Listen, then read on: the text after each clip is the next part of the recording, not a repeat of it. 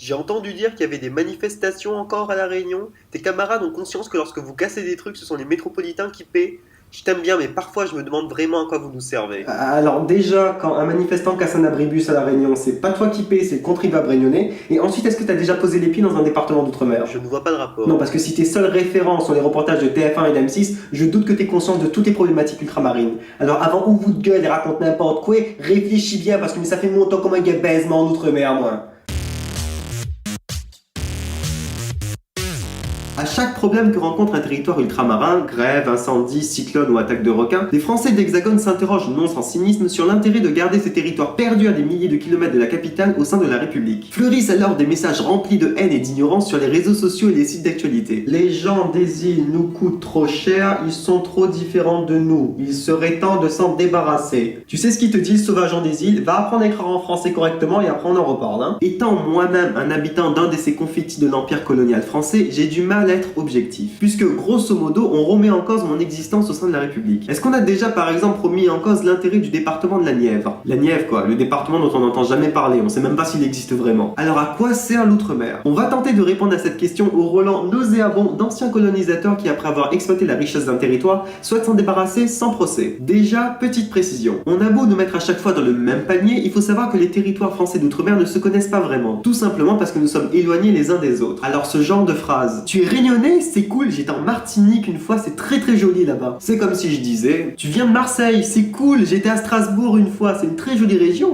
L'outre-mer français, pour ceux qui n'écoutaient pas à l'école primaire, se compose des départements d'outre-mer, des collectivités d'outre-mer, de la Nouvelle-Calédonie, ils ont un statut particulier ceux-là, des terres australes et antarctiques françaises, et même d'un territoire minuscule dans le Pacifique qui s'appelle Clipperton. C'est là, à côté du Mexique. Vous l'aurez compris, l'outre-mer ne se limite pas à du sable et des cocotiers. Je ne peux forcément parler au nom de tous ces territoires puisque nous sommes chacun dans des situations différentes. En tant que Réunionnais, je n'ai pas les mêmes priorités ni les mêmes problèmes que les manchots qui habitent au Kerguelen. Eux, ils font jamais de manifestation pour se plaindre. Mais nous représentons une part non négligeable de la population française avec plus de 2,5 millions d'habitants. D'ailleurs, il y a plus d'ultramarins que de Parisiens. Ouais, mais ça c'est parce que vous êtes comme des lapins là-bas, vous vous reproduisez pour pouvoir avoir des allocations. Ça c'est un stéréotype vraiment démodé. Il faut savoir que le taux de fécondité a largement diminué d'une génération à l'autre. Nous sommes aujourd'hui en moyenne à 2,4 enfants par femme dans les départements d'outre-mer. 2,4 marmailles, sachant que moi la... Sergio, viens papa. Dans la globalité, les citoyens ultramarins ont les mêmes avantages et inconvénients que les citoyens d'Hexagone. Et je peux savoir quel genre d'inconvénient tu as à être français? Ça te suffit comme inconvénient? Revenons-en au sujet. À quoi sert l'outre-mer? Nos territoires sont déjà des positions géostratégiques pour la France. Le pays possède grâce à nous une place dans tous les océans du monde. C'est assez pratique pour implanter des bases militaires. Ok chef, maintenant qu'on a une base militaire à La Réunion, on fait quoi? On lance une guerre contre les Seychelles pour récupérer la production mondiale de coco-fesses. Un exemple de position stratégique, c'est celle de la Guyane française, qui, proche de l'équateur, facilite le lancement des fusées Ariane. Et des bases de lancement, il n'y en a pas des masses dans le monde. Après l'empire colonial, on va créer un empire galactique? Ouais, pour l'instant, on envoie surtout des satellites. C'est un début. Ces positions permettent également à la France d'échanger plus facilement avec d'autres pays, de développer des partenariats économiques ou d'y implanter des entreprises françaises. Les terres d'outre-mer servant alors d'entrebêteurs ou de porte d'entrée. Alors monsieur, je vous présente le responsable de la commune malgache sur laquelle vous souhaitez implanter votre usine. Bonjour à toi, petit malgache. Moi, vouloir implanter usine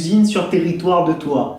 Il est malgache, pas mongolien. Vous gagnez baisement quoi? L'outre-mer contribue aussi au rayonnement culturel français. Il permet de véhiculer l'image du pays et de ses valeurs à travers le monde. Nous sommes autant de vitrines de la France parsemées dans les océans. Des gars, qui a moins mannequin dans de vitrine quoi, et mine figure plastique. Par contre, nos références culturelles sont un peu différentes de nos voisins. D'un côté, les Réunionnais regardent les matchs de football de la Ligue 1, de l'autre, les Mauriciens regardent le championnat d'Angleterre. C'est pas exactement le même niveau. Avec des enjeux très différents de l'Hexagone, l'outre-mer permet à la France de s'impliquer dans des domaines de recherche plus larges. Volcanisme, océanographie, météorologie et même l'étude des environnements tropicaux et polaires. L'outre-mer est un véritable laboratoire. Ah, parce que Astor ressemble à un laboratoire. Cela permet également à la France de développer des projets innovants, notamment dans le domaine des énergies renouvelables. Alors j'ai pensé à créer une filière de recyclage des épluchures de mangue José pour pouvoir créer de l'énergie.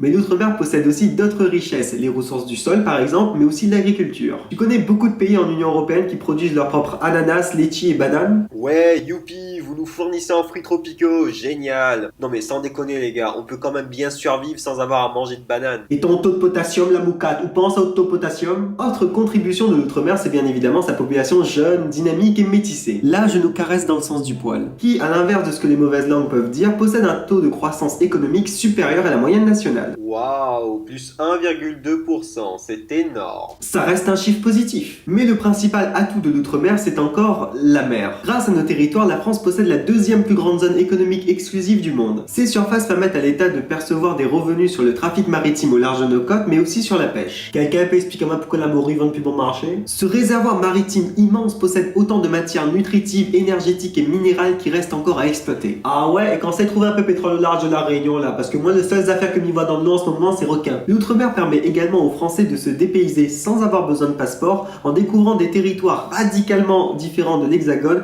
par leur paysage, leur faune et leur flore. Alors comme c'est toi qui vas en vacances, c'est toi qui récupères ma chambre et... Mais c'est quoi ce machin? Que cela arrive à vous? Mais c'est énorme, regarde sur le mur! C'est un cran creux là.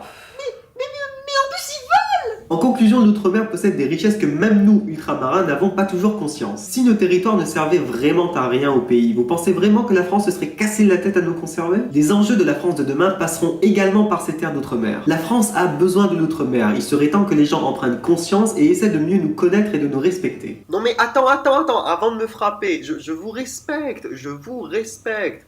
Je veux dire, vous nous avez quand même donné la compagnie créole et Francky Vincent. Ok, il a vraiment pas fait rien comme ça, là on guette à lui-même.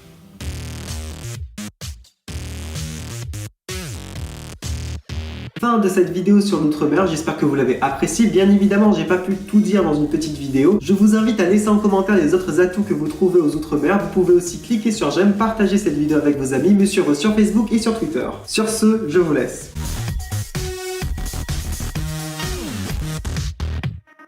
J'ai plus de voix.